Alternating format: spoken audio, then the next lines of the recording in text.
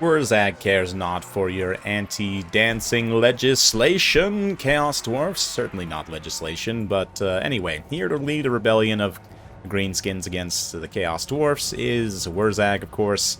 Got a bunch of goblins as a front line. He's got some spider riders here about to chase some hobgoblin wolf raiders out of those woods. Broken Tusk mob and a whole mess of black orcs, 3 of them. And some squig herds also through the center. Looks like more boar boy biggins out on the other side with some spider support. And a couple of pump wagons just for good measure. The actual submitter of this replay, of course, Chaos Dwarfs. We've got Prophetess of Death and Infernal Ironsworn with the Beard's Bazook to basically make a 4th Infernal Ironsworn. Front line of laborers. A couple of Bull Centaur renders with great weapons. And some Hobgoblin Wolf Raiders as they are getting chased out of the woods by the spiders. Spiders have Strider, so they don't get slowed down going up slopes or through the woods. And yeah, the poor Wolf Raiders are going to feel the effects of that. Superior light cavalry of the Greenskins. Your pretend Greenskins light cavalry is good, Chaos Dwarfs, but it's not as good as the real stuff. Let's see how it goes, though, on the opposite flank. Cavalry engagement getting underway as the spiders kind of break the charge and intercept bull centaurs. Then the boar boys are able to get in there a little bit less, taking the direct charge on the face. So it'll turn into a little bit more of a grind fight. But then obviously in the front line here, we've got goblins eating the blasting charges and, sacrificing themselves very bravely so that their Noblar cousins or goblin laborers, brethren even, can just all get exploded together. So, blown up goblins is what's on the menu for today. Broken Tusk mob managed to get in on the flank, though, and start to impact the Blazing Beards. It's going to be real tough for the Greenskins to get through all of these elite infantry. Infernal Ironsworn's one of the best defensive infantry in the game. See a bit of Fists of Gork to help them get through just such a thing. And, of course, Wa being popped as well, Bonewood Staff. So nice timing pushes and support from WARZAG. I'm a little bit worried how vulnerable WARZAG is to getting sniped. This is not a Bale Taurus, it's just the Great Taurus.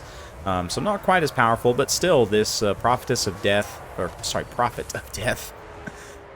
with Spirit Leech and by just charging down could potentially do some great damage. The Broken Tusk mob being close by is important. WARZAG needs to stick close to them as much as possible.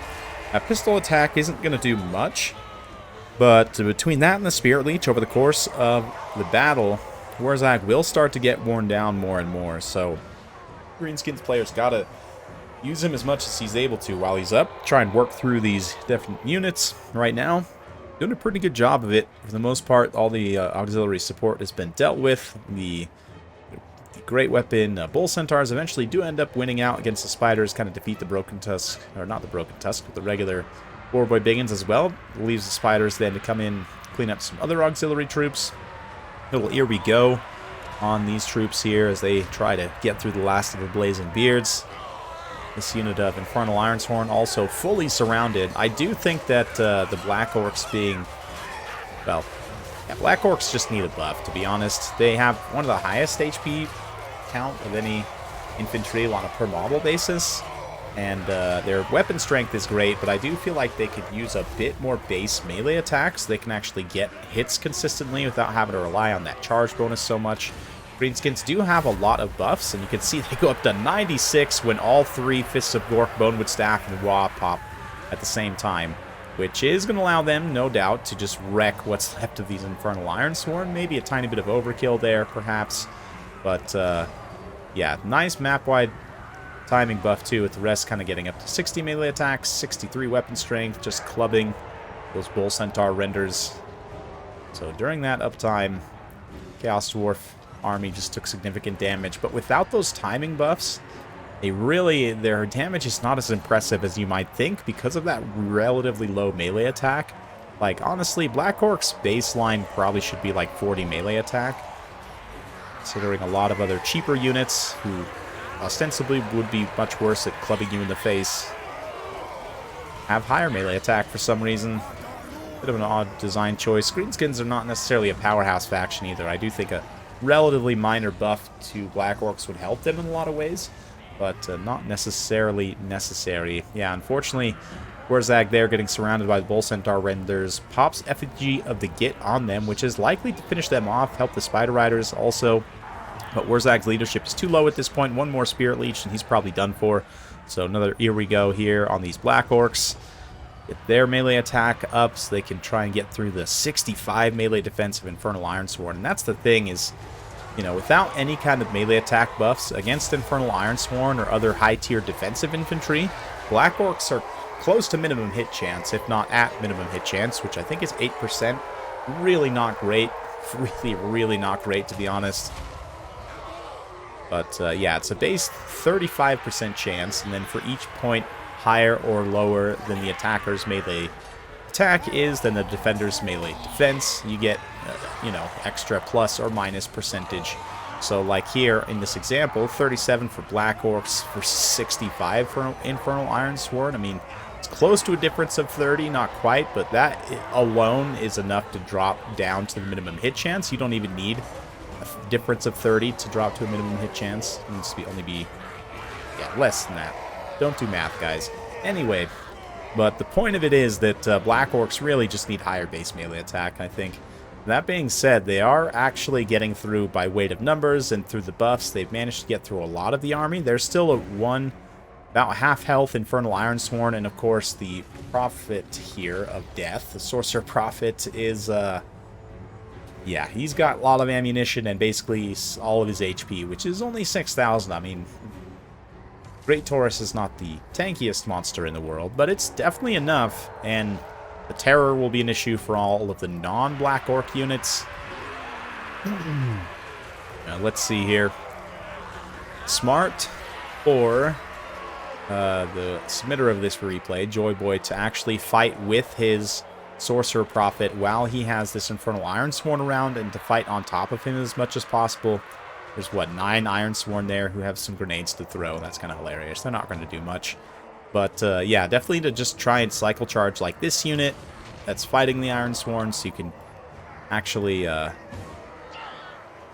maybe try and rout them off. We'll see, but let's fast forward a little bit as this does go on for some time. Sorcerer Prophet kind of grinding in melee a little bit there. Yeah, not sure. A little bit of Spirit Leech on the Broken Tusk mob. Looks like we've got some laborers hanging around here as well. But those Infernal Ironsworn, they're just really not taking much damage at all. And considering they've been fighting kind of what I would consider to be a pure infantry unit that's specifically armor-piercing, I don't know. Maybe you would consider Black Orcs like Elite Tier and Infernal Ironsworn like Elite Plus, kind of. But honestly, in my view, I'd consider them just both Elite Tier infantry. And Black Orcs, given their kind of role and specialization, probably should do better against Infernal Ironsworn, just base as they are. But that Spirit Leech against the Cavalry is going to keep the Broken Tusk mob from being too much of a factor here. Obviously, they're anti-large in mass. Could be problematic for the Sorcerer Prophet, as he is continuing to take damage. And in a surround, the Black Orcs' lower melee attack is less of an issue, because they can actually get hits in the rear arc, where, you know, their melee defense is lowered significantly. You can actually potentially get some hits in here, but the Veiled Taurus, or the Great Taurus rather, does tend to turn around a lot in its attack animations. It's hard for them to actually get set in the rear arc of the unit model. And then, yeah, Broken Tusk mob again charging in, not having the greatest success, and just generally having a bad time. Yeah. Still a little bit under the weather, guys. I apologize for my silky, smooth smoker voice. But lots of just blood red and odd stuff going on here. Sorcerer Prophet is now down below half HP. Infernal Ironsworn are below a quarter, but these Black Orcs are starting to have some leadership issues. We've got 2 units routed off already. One is desperately hanging on, and the Broken Tusk mob come in for another push. Spiders try to come help, but unfortunately they get immediately terrified, and so their poison is going to be ineffective in helping to equalize this fight in any kind of meaningful way. And Ironsworn just refuse to give up, and the Prophet takes home the win. So there you go. Some people aren't going to like that finish, but it just is what it is right now. I mean, Ironsworn are probably the best one of the best units for Chaos Dwarfs, as long as you can use them appropriately.